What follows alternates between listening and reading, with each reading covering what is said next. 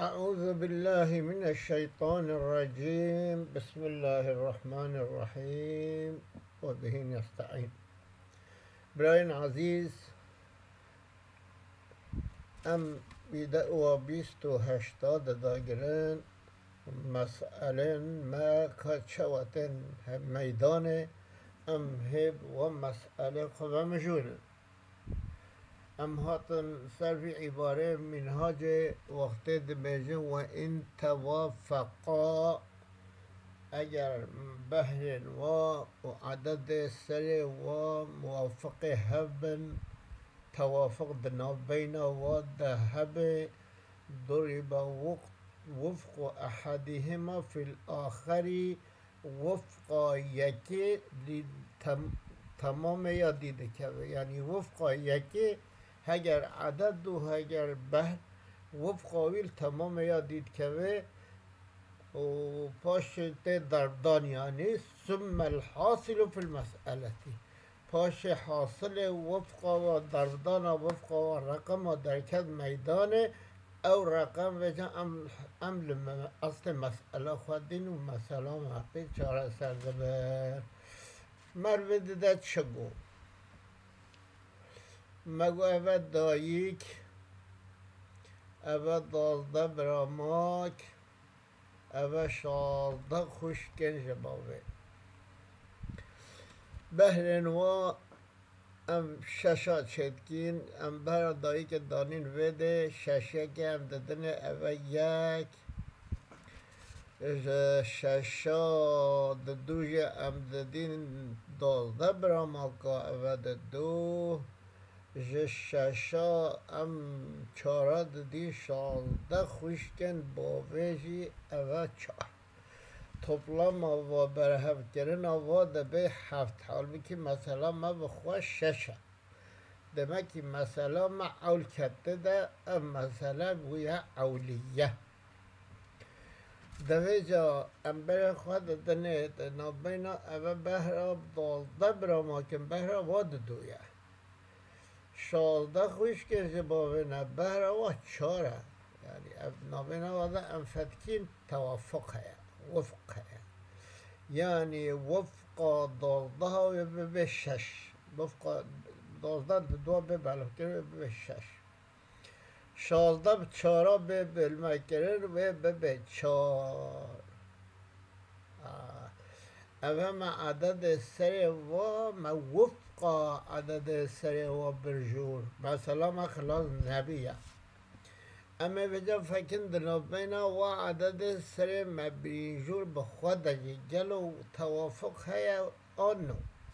ام دنا خود دین نابینا چاره و ششده وفق هیا دیسات موافق هیا اینا خود اما وفقا یکل یا دیدار بین او چیه اما وفقا دو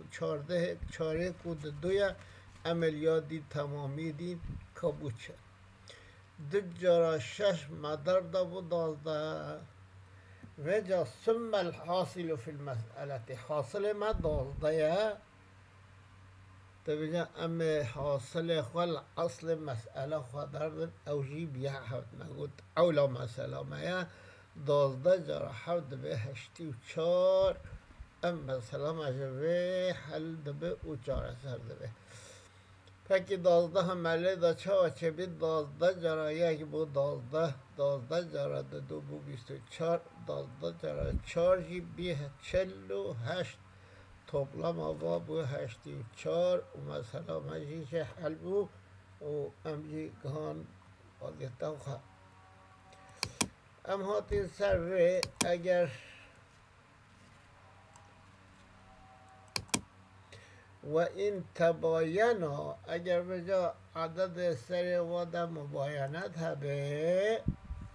ضرب احدهما في الاخری اما واله دو ضرب دی اما هم واله تمام واله دو ضربين ثم الحاصل في المسألة حاصل به اما المسألة خضردن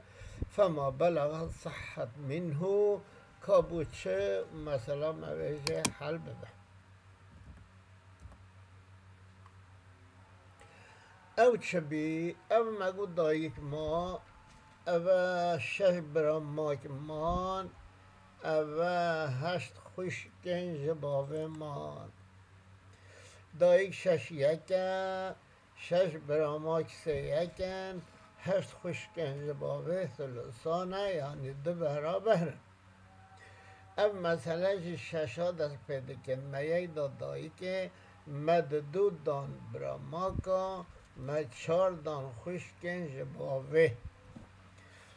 ما چهار دان خوش که باوه و مثلا ما ششا دست فکر ما بهره و بلاف کرده در اول چه بی مثلا ما بی هفت یعنی شش ما مثلا بی اولیه و بو هفت ویدیو پیدا ام چه دکن گلوش ویدیو پیدا ام ویدکن اول شش لدو نای لگ وکرن شاید دول شش آنهای لیگ وکرن اما وفقا ششه بندانه جور کل سسه یعنی ششه دو بلمکی و ببه سسه چار و چار هشتان نای لیگ وکرن اما وفقا هشته هی بندانه جور چاره تل هشته بلمه بکی دو درد کرده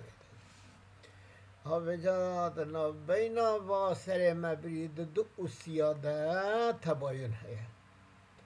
اما وجه هر کار یک دو داردیم دو جاراش سه بو شش اما شروع پیدا چکین اما ثم الحاصل فی المسئله شش در کد میدانه اما ششه اینی الهفته دین شش جارا هفت بو چلو دو ما شش هفته ضرب دا بو چلو دو اما مسئله خواه کاش کی ببینی شش جارا یک شش جارا دو دارده شش جارا چاری 24 و مسئله ما حل بی چو دویده ده چه هیا ام برای خود دینه دایک و شش براماک و 12 خوشگنج باوه عینی مسئله یعنی ما شش بریه جور وده ده وفق سر و مبریه دانیه وده وفق واجی تباین دنا بین وفق و ده هیا مثلا مجه اولویه ما دو جارا شش سه جارا شش وفق و مبریه شور وفق دو و شش وفق و سه چار و 12 وفق و سه دو وفق سه و سه در کتن میدانه وقتی دو وفق سه و سه در کتن میدانه مماثلت هید ویده ام یکیش خراد کن هج کن نهی یک من دست مده ام و یکا دیل سه مسئله آن نخواه اولا مسئله در دادین او یکا دی مل اولا مسئله در دا که هفته وقتی مل اوله دا سه جارا هفت و 21 جامعه مگه بده سه جارا یک بو سه جارا دو بو شش سه جارا چار جی بو چند بو 12